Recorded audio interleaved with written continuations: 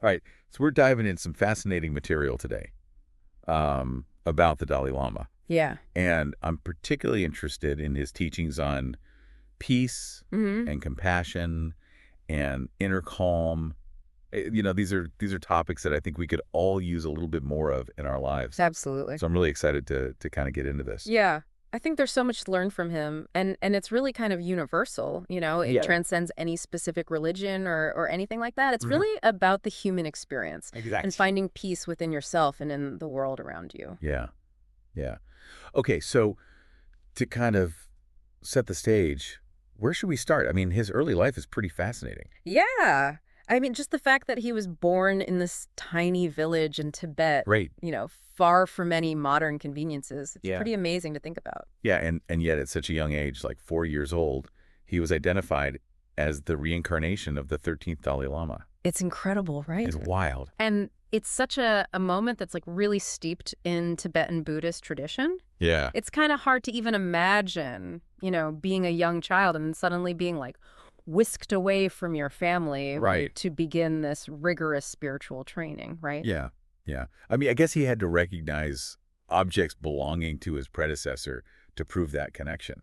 Right, like these really specific tests Danfu. to prove that like he was the true reincarnation. Yeah. And then his formal enthronement was when he was only 4.5 years old. Can you imagine? I mean, Boom. what a life, right? That's a lot of pressure for a 4.5-year-old. Yeah. But he still seems to have retained a sense of humor about it. Yeah, that's what I was thinking. He talks about those early years with a lot of fondness. He talks about sneaking pork and eggs, which were forbidden foods, Mm. and like playfully spraying his brother with a water He was hose. still a kid. He was still a kid, Yeah. just a kid with, the weight of the world on his shoulders. But it's good to see that he still had those mischievous moments. Makes him more human. Yeah, exactly. All right, so let's so we kind of have a basic understanding of his upbringing. Yeah. Now let's delve a bit deeper into Tibetan Buddhism and what it means for someone to be the Dalai Lama. Okay. So in Tibetan Buddhism, the Dalai Lama is considered the spiritual leader. And it's like a manifestation of the bodhisattva of compassion Okay. who chooses to reincarnate to help all beings attain enlightenment. Wow. So Dalai Lama itself means ocean of wisdom, right? Exactly, like Yeah. reflecting the vastness of knowledge and understanding that he embodies. Yeah. That's really beautiful, isn't it? Ocean of wisdom. I love that. Yeah. So what does that actually look like in his daily life? So his daily routine is pretty incredible. He starts his day at 3:30 a.m. Oh my God. with prayers and meditation, Wow. followed by hours of studying Buddhist scriptures and also engaging with Tibetans who are seeking his guidance. That's some serious dedication. Yeah, it's remarkable. Yeah. So we know that in 1959, he was forced to flee Tibet following the Chinese invasion. Right. Can you tell us more about that? Yeah, so he had to escape, right? He was just 23 years old, Wow. and he had to leave his homeland disguised as a commoner. Right. Imagine that journey, 12 days on foot On foot. through the Himalayas Oh, to sure. reach safety in India. That must have been terrifying. Harrowing. Yeah. Absolutely harrowing. And he was only 23. So it was in India that he established the Tibetan government in exile, right? Exactly. In Dharamsala, Okay. which has become kind of the center for Tibetan culture and Buddhism. Right. And from there, he's been advocating for the rights of the Tibetan people. Yes. And seeking a peaceful resolution to the conflict with China. Exactly. It's a complex situation, for sure. Absolutely. So how has he approached navigating these challenges? Well, one of the core principles he emphasizes is nonviolence. Okay. Despite the injustices that the Tibetan people have faced, he continues to advocate for peaceful dialogue and understanding. It takes a lot of strength to do It that. does. Yeah. It really does. To not, resort to anger and violence. Right. Yeah. He's really committed to this idea of peace. It speaks to his Buddhist practice, I guess, Definitely. and his belief in the inherent goodness of humanity. Absolutely. He often says that true happiness comes from within, Okay. from cultivating inner peace and compassion, regardless of your external circumstances. So it's not about ignoring the problems in the world, No, not at all. but it's about finding a way to approach them Right. with peace and understanding. Exactly. Like finding that inner peace first, Yeah. and then using that as a foundation for creating a more peaceful world. It's about recognizing our interconnectedness, right? Absolutely. Our actions have ripple effects. Yes. So it's choosing to act with kindness and compassion.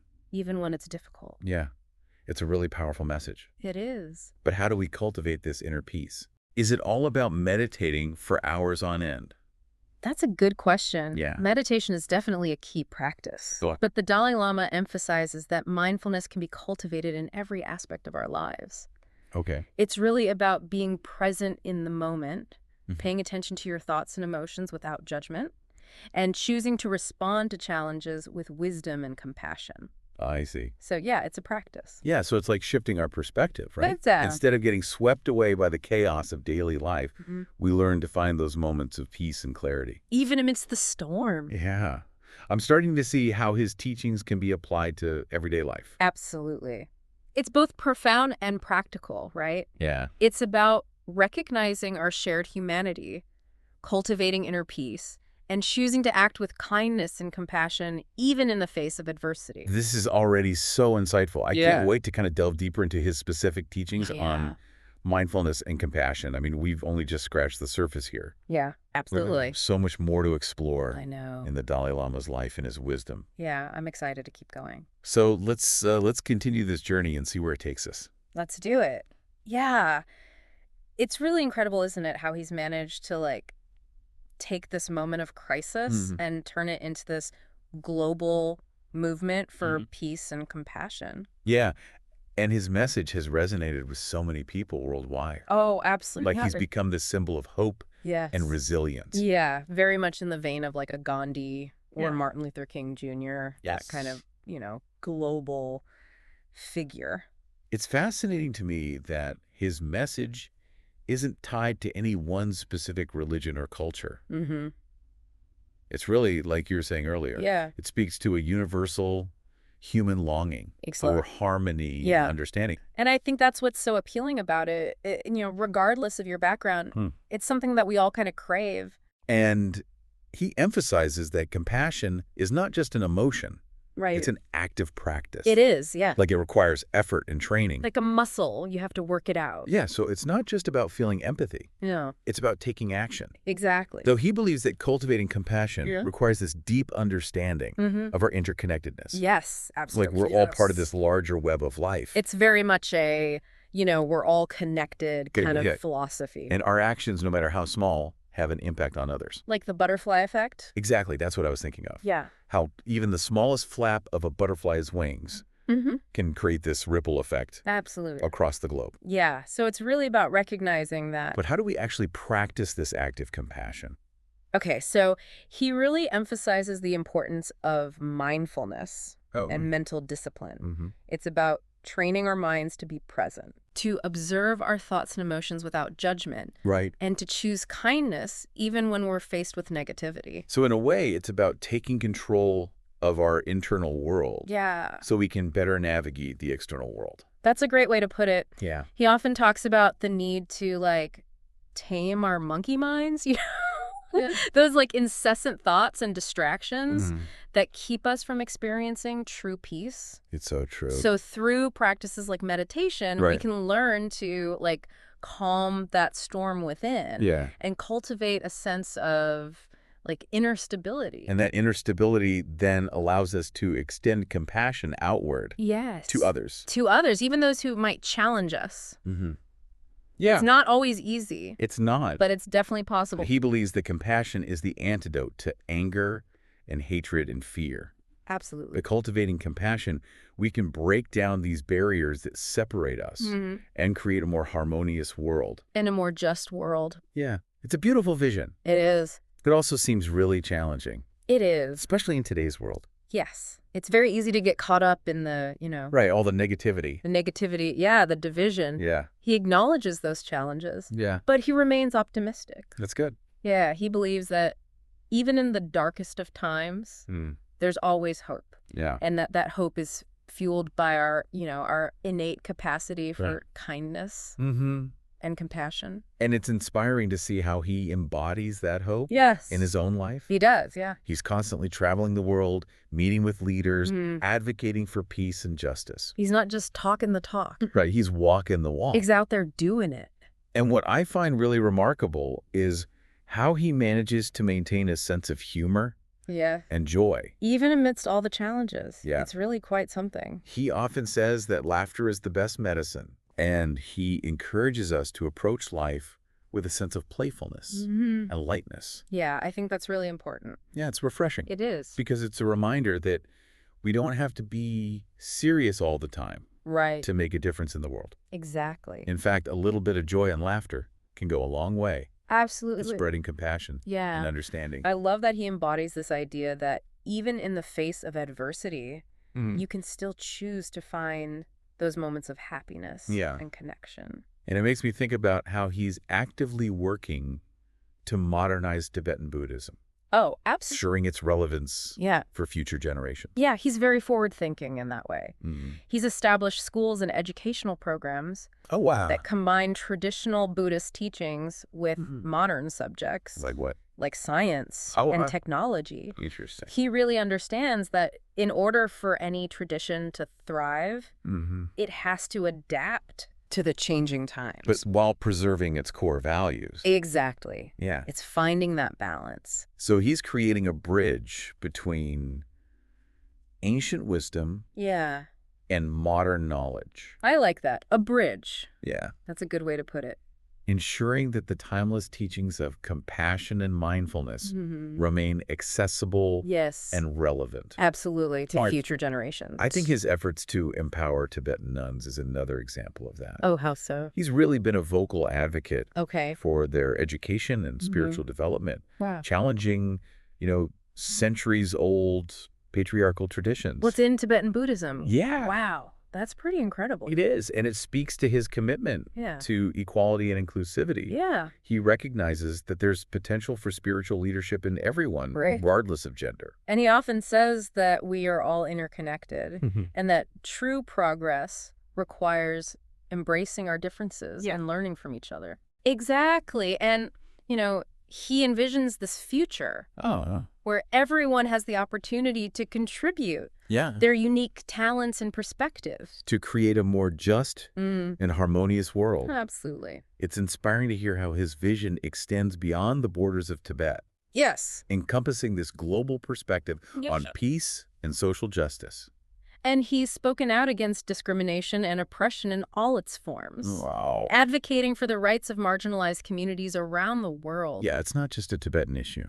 It's not. It's a human issue. He believes that true peace is not possible without justice. Right. And he encourages us to actively work towards creating a more equitable world for all.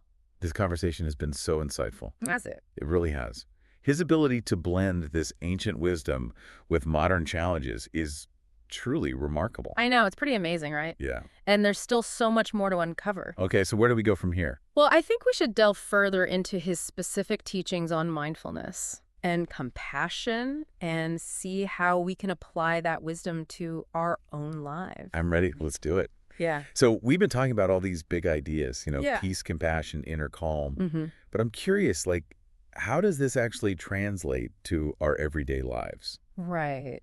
Well, one of the things that really strikes me about the Dalai Lama's teachings is this emphasis on personal responsibility. Okay. He doesn't just talk about creating a better world. Right. He actually empowers individuals to be the change they want to see. It makes me think of that quote. Oh, yeah. Where he says that compassion is not a luxury. Right. It's a necessity. Yeah, it's essential. Yeah, it's not just a nice to have.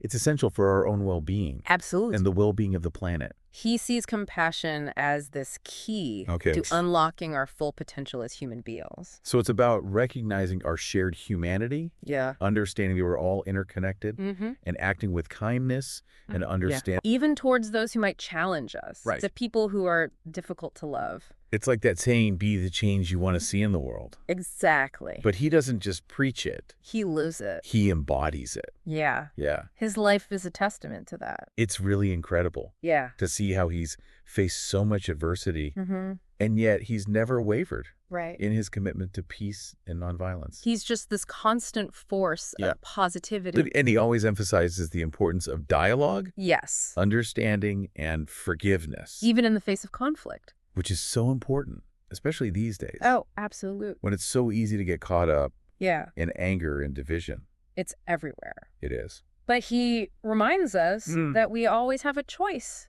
in how we respond. To challenges. We can react with fear and hatred, or we can choose to respond With compassion. Yeah, and understanding. He also talks about the need to cultivate a warm heart. I love that phrase. Yeah, me too. It's such a good visual. It is. Like a sense of loving kindness that extends to all beings.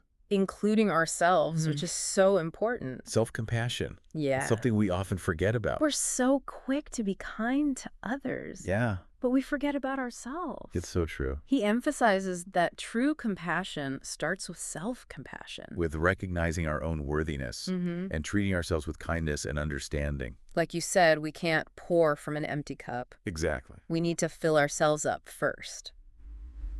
So his teachings really offer this roadmap, don't they? Yeah. For cultivating inner peace and extending that peace outward into the world. Absolutely. It starts with mindfulness. Yeah. Becoming aware of our thoughts, our emotions, our actions. And then from that awareness, Right. we can choose to respond to challenges with wisdom. Rather than reacting with fear and anger. It's not always easy. No. But it's a practice. It is? It's about training our minds to be more present. More aware. More compassionate. And it's something that anyone can do, regardless of their background or beliefs. He often says that even small acts of kindness can have this ripple effect. Absolutely. Creating a more positive and harmonious world.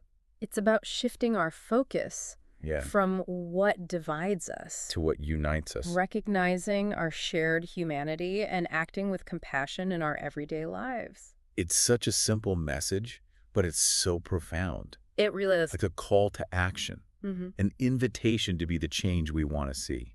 And I think that's a really empowering message. It is. It's not just about hoping for a better world. Right. It's about actually taking steps to create it. This deep dive into the Dalai Lama's teachings has been so eye-opening. It has, hasn't it? His wisdom offers a path to greater peace and compassion. And happiness. Yeah. Both within ourselves and in the world around us. It's been a really incredible journey. It has. And I encourage everyone listening to continue exploring his work. To find what resonates with you. Yes. And to see how you can incorporate his insights into your own life. Because even the smallest act of kindness can make a difference. Absolutely. And by cultivating compassion and understanding in our own lives, we contribute to a more peaceful and harmonious world for all. Thank you for joining us on this journey of discovery. It's been a pleasure.